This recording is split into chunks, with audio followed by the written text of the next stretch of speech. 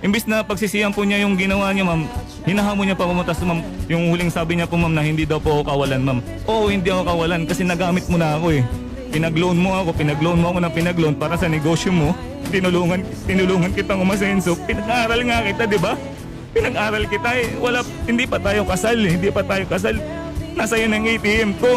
Simulat sa pool.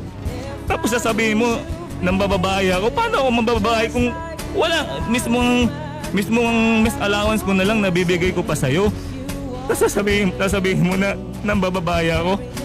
Anong ipapanggastos ko sa babae na wala nga akong kulang na kulang nga yung panggastos ko na sa'yo na lahat binibigay ko, tapos sasabihin mo ganun, ibabato mo sa akin, binaliktad mo ako.